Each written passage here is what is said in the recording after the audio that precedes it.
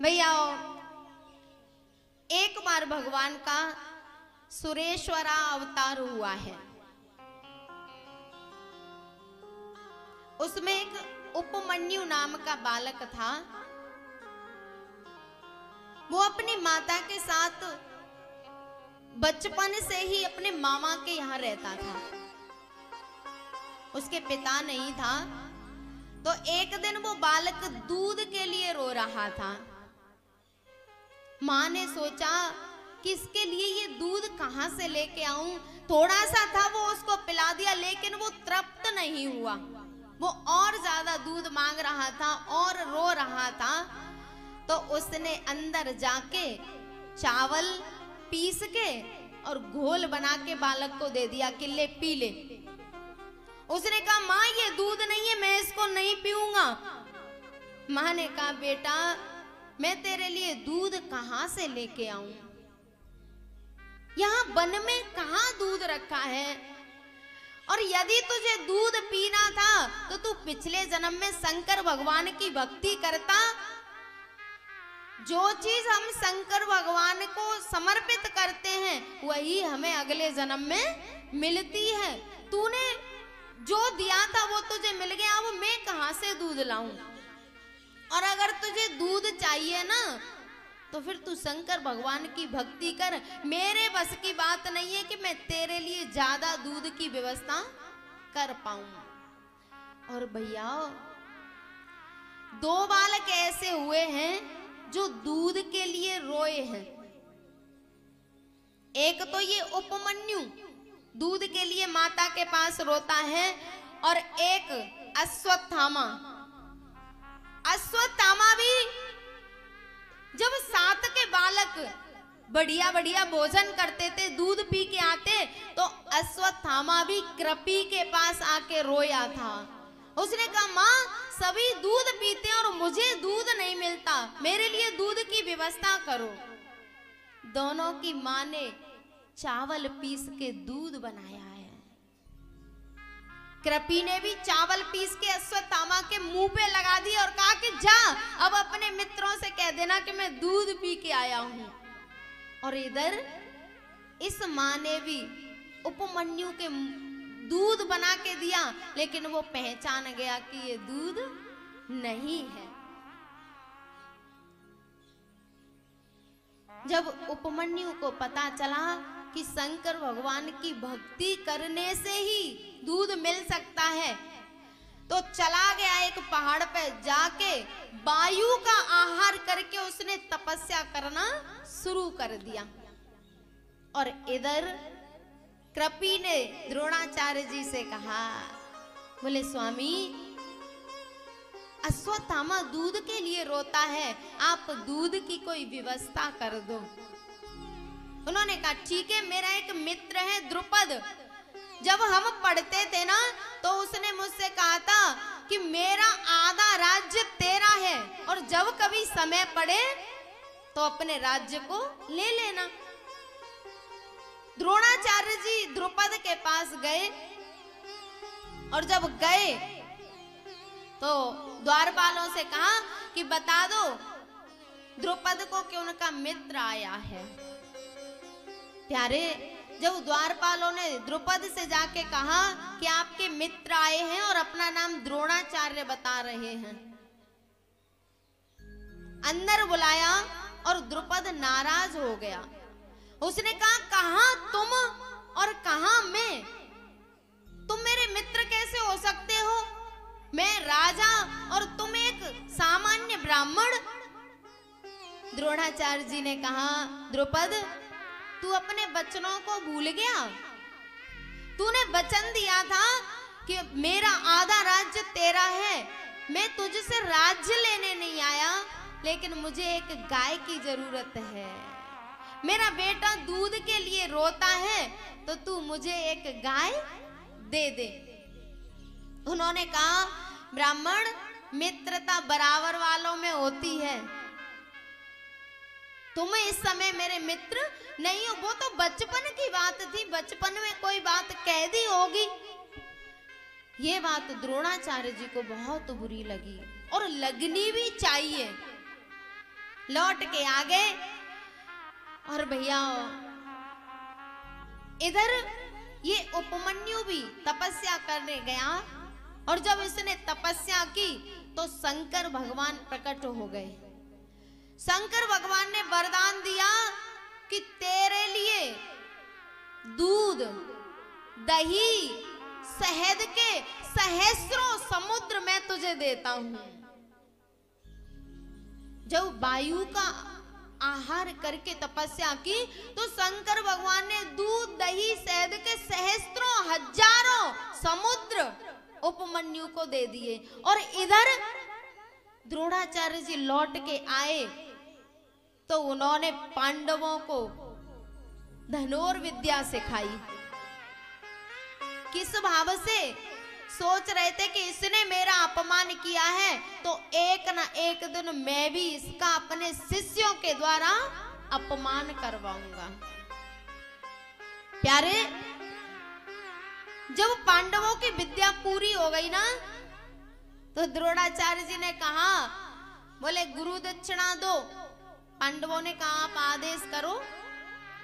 उन्होंने कहा कि द्रुपद को बंदी बना के ले आओ। और पांडव गए, द्रुपद को बंदी बना के लाए।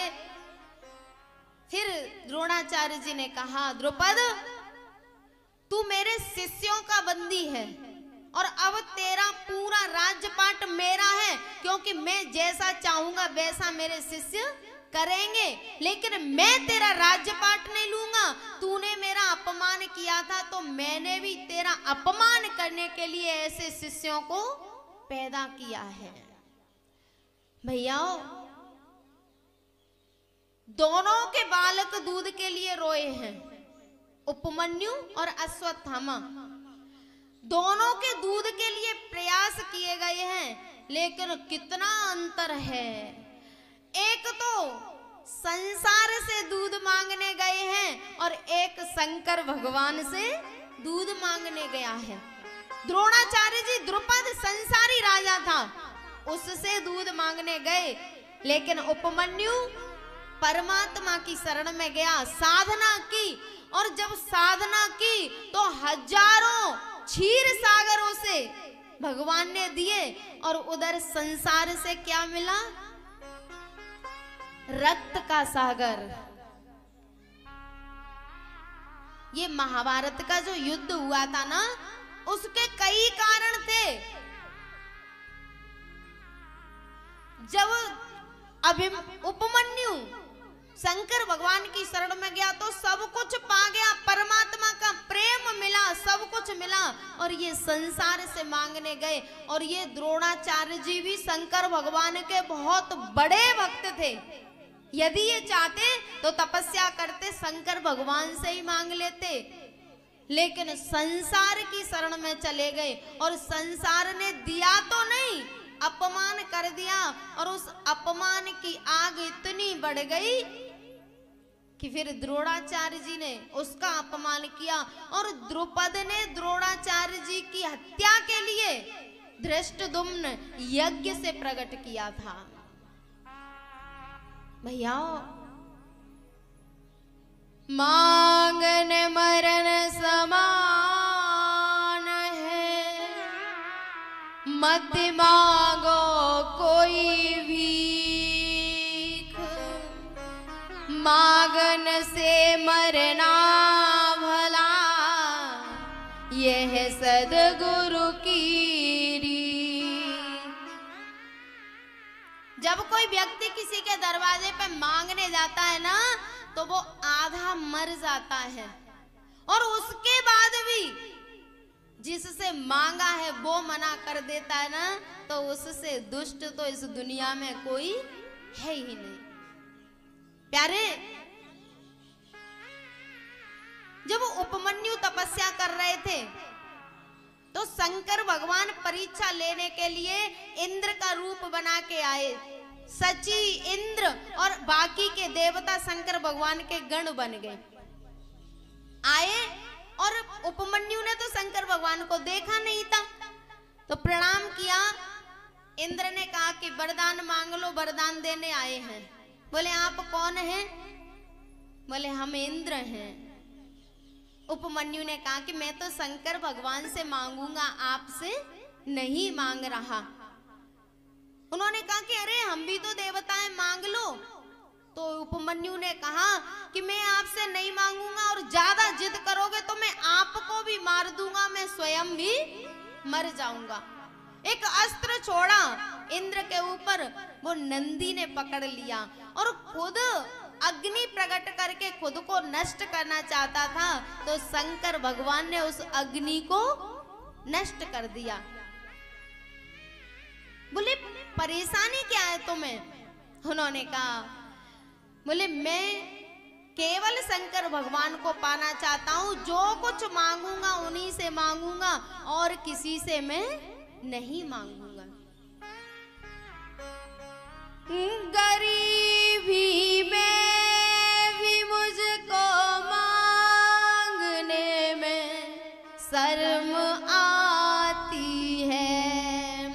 उपमन्यु ने कहा कि माना कि मैं गरीब हूं, कामना से साधना कर रहा हूं, लेकिन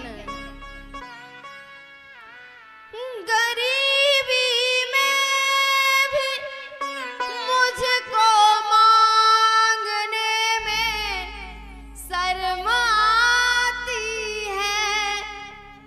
तेरा होकर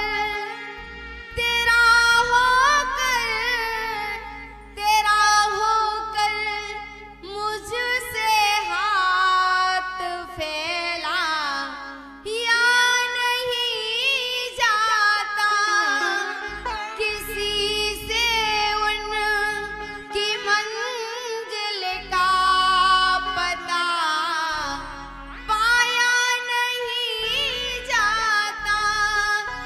जहाँ है वो फरिश्तों का, वहाँ साया नहीं जाता।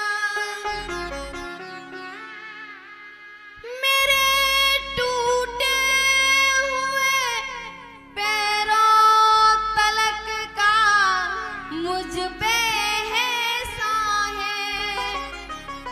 तेरे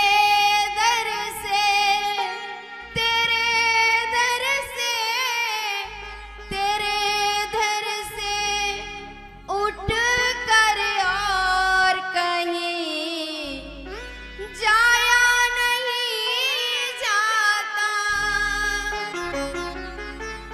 उपमन्यु ने कह दिया, बोले भैया भले ही हम गरीब हैं, लेकिन मांगेंगे तो शंकर भगवान से और किसी से मांगने वाले नहीं हैं। शंकर भगवान प्रकट हो गए और प्रसन्न होके इतने सारे वरदान दिए उपमन्यु को और कहा कि तेरे चरणों में सारी समृद्धि पड़ी रहेगी। हजारों समुद्र दूध दही और शहद के तेरे लिए। और प्यारे, जब तू तृप्त हो जाए, जब इन सारी सामग्रियों को भोग ले, तो फिर तू मेरे लोक में आ जाना। और जब हम संसारियों के सामने हाथ फैलाते हैं ना, तो मिलता तो कुछ नहीं है, पर फटकार बहुत खाते हैं। वही हाथ यदि परमात्मा के आगे, शंकर भगवान के आगे फैला दिए जाएं, तो फिर कुछ मांगने की जरूरत नहीं पड़ेगी।